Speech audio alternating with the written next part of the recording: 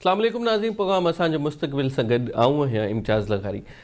नाज़रीन, मुंहिंजे प्रोग्राम में मुख़्तलिफ़ क़िस्म जा महिमान अचनि था जेके मुख़्तलिफ़ टॉपिक्स ते ॻाल्हाइनि था। ख़ासि तौर ते असांजो फोकस हमेशह इहो ई रहियो आहे त नौजवाननि खे कीअं उत्साह ॾिजे ऐं उन्हनि जी मदद कीअं करे सघिजे थी। असां पंहिंजे पारां कोशिशि कंदा आहियूं त उन्हनि खे के न के लाभाइतियूं ॻाल्हियूं ज़रूरु पहुचायूं।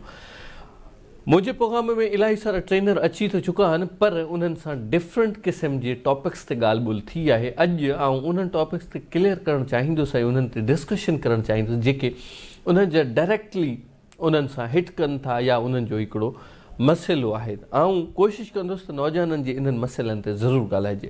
फॉर एग्ज़ाम्पल, इलाही सारा नौजवान जॾहिं ज़िंदगीअ में को बि कमु करणु वेंदा आहिनि, नंढो चाहे वॾो, उन में तमामु घणा रिस्क फैक्टर्स हूंदा आहिनि, उनखे कीअं ओवरकम करे सघिजे थो।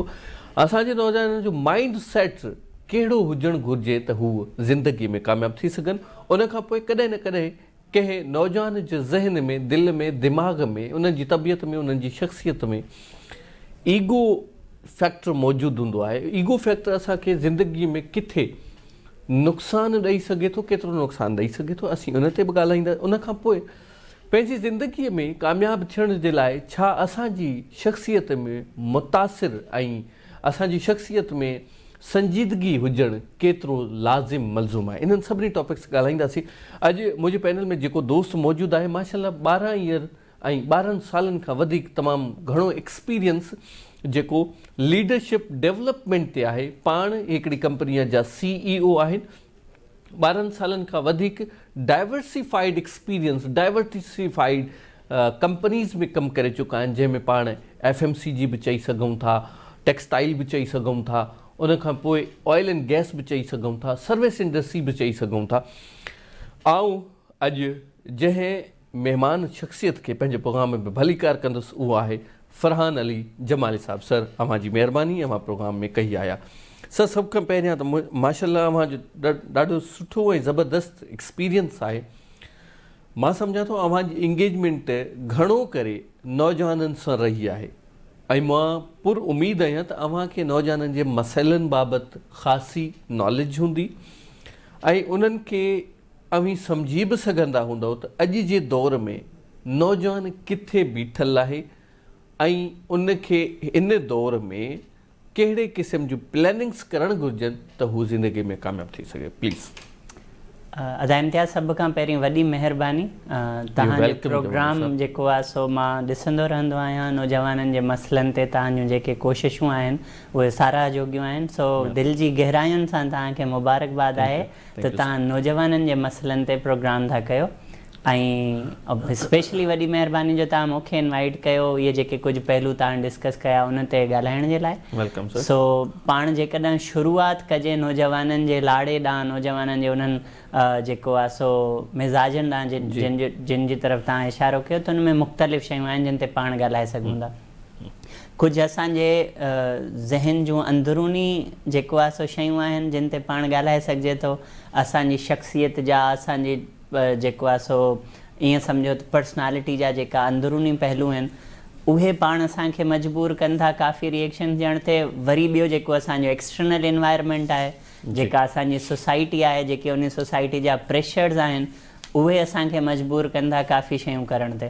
सो पाण जेकॾहिं इन्हनि ॿिनि ते डिटेल में बि ॻाल्हाइजे त हिकिड़ो लाभाइतो जेको आहे सो पाण डिस्कशन करे सघूं था त अंदरि जा असांजा छा मसइला आहिनि, अंदरि जे मसइलनि खे कीअं कंट्रोल कजे, ऐं जेके सोसाइटी जा प्रेशर्स आहिनि जेके स्पेशली नौजवान जे मथां आयल आहिनि उन्हनि खे कीअं प्रेशर कजे। बिल्कुलु सही। जी अदा। सो जेकॾहिं पाण इन डिस्कशन खे अॻिते वधायूं, को स्पेसिफिक जेकॾहिं तव्हां सम्झो था पाण टॉपिक डिस्कस कयूं त फरहान साहब, मां सम्झां थो त हिन वक़्त जो जेको नौजवान आहे उहो पंहिंजी ज़िंदगीअ में तमामु घणो हारायल ॾिसजे थो ऐं उन जा तमामु घणा पहलू थी सघनि था, जंहिंमें महांगाई बि थी सघे थी, अनएम्प्लॉयमेंट बि थी सघे थी, घर जो प्रेशर बि थी सघे थो, सोसाइटीअ जो प्रेशर बि थी सघे थो। पर अनफॉर्चुनेटली असांजा नौजवान को ख़ासि क़दम खणण जे लाइ तयारु कोन हूंदा आहिनि त यार ज़िंदगीअ खे अॻिते रवां दवां कीअं कजे ऐं ज़िंदगीअ खे अॻिते कीअं वधाइजे।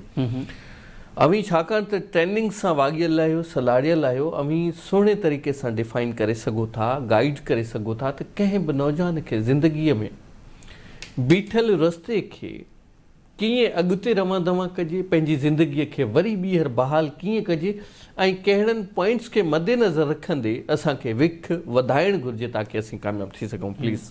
सो इम्तियाज़ दादा, पहिरीं न इन खे मजमूई तौर ते हिकिड़े मैक्रो लेवल ते पाण ॾिसूं त इहे कहिड़ा चैलेंजिस आहिनि। सो हिकिड़े नौजवान ते वॾो प्रेशर आहे त भाई तव्हांखे यूनिवर्सिटी पास आउट करे या सर्टेन एज खां पोइ घर जी ज़िम्मेदारी संभालणी आहे, तव्हांखे पंहिंजे फैमिली जो ब्रेड विनर थियणो आहे, तव्हां ई वाहिद शख़्स हूंदव जेके पंहिंजी फैमिली जो जेको आहे सो सिलसिलो हलाईंदव, मुआशी हवाले सां बि समाजी हवाले सां बि। सो उहो जेको प्रेशर सोसाइटी इनिशियली सेट थी करे छॾे नौजवाननि जे लाइ, त असांखे हिकिड़ी गाइडलाइन मिली थी वञे त सर्टेन एज ताईं त असांजा पेरेंट्स असांखे बर्दाश्त कंदा से के यूनिवर्सिटी जे फाइनल ईयर ताईं, बट उन खां पोइ असांजी ज़िम्मेदारी आहे ऐं असांखे पंहिंजूं मुआशी ज़िम्मेदारियूं पंहिंजूं समाजी ज़िम्मेदारियूं निभाइणियूं आहिनि। इहो जेको प्रेशर आहे सोसाइटी जो त भाई सर्टेन एज खां पोइ तव्हांखे एम्पावरमेंट ॾिनी वेंदी ऐं तव्हां खां एक्सपेक्ट कयो वेंदो तव्हां पंहिंजो घर हलायो, तव्हां सोसाइटी में पंहिंजा मुआशी मसइला हल कयो।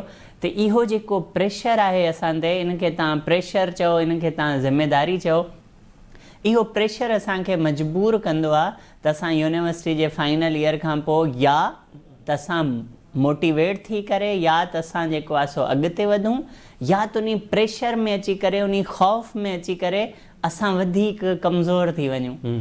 इहो डिपेंड थो करे असांजे नौजवान जे पंहिंजे अंदरि जी शख़्सियत ते, त उहो इन प्रेशर में मथे निकिरी थो अचे, उभरी थो अचे ऐं उहे सभु ज़िम्मेदारियूं पूरियूं थो करे, या इन एक्सटर्नल प्रेशर जे सबबु हू वधीक कमज़ोर थो थिए, वधीक मायूस थो थिए ऐं वधीक नाउमीद थो थिए। सही। अच्छा, इन प्रेशर खे कीअं ओवरकम कजे ऐं अॻिते वधाइजे पंहिंजी ज़िंदगीअ खे?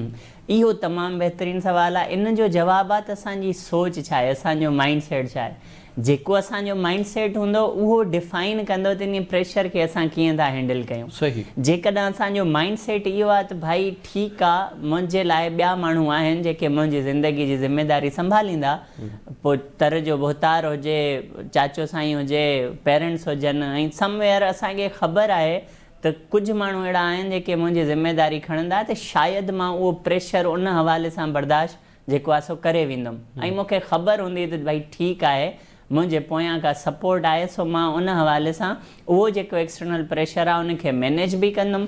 पर उनजो नुक़सानु इहो आहे त शायदि मां हथ पेर हणणु छॾे ॾियां।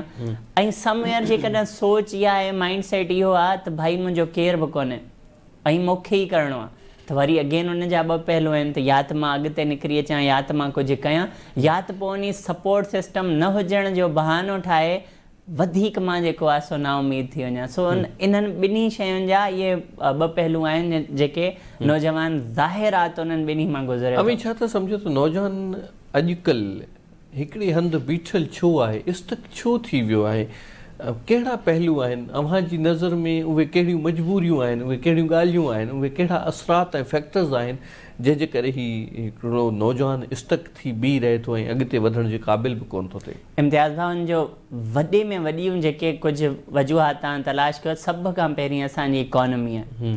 जंहिं मुल्क में असां रहूं था, जेकॾहिं असांजी इकॉनमी अहिड़ी आहे जेका हर रोज़ु महांगाई आहे, हर रोज़ु इकॉनमिक चैलेंजिस आहिनि, त उहा तमामु घणो मजबूर थी करे असांखे पुठिते जेको आहे सो धिकण लाइ, ऐं उहो ई सबबु मेन फैक्टर जेको आहे असांजे नौजवाननि जे ज़हनी तनाव जो, स्ट्रेस जो, एंज़ाइटी जो, उहो इहो आहे त हिकिड़े पासे असांजा मुआशी हालात असांजे मुल्क जा ऐं ॿिए पासे असांजा रोज़गार जा ज़रिया घटि।